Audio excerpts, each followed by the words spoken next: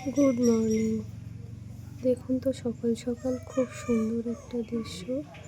আর সকালবেলা ঘুম থেকে উঠেই দেখতে পেলাম এই খুব সুন্দর সুন্দর ফুলগুলো ফুটে আছে। এটা দেখতে খুবই সুন্দর। দেখুন তো, ভেতরে একটু হলুদ হলুদ আর পুরোটাই সাদা।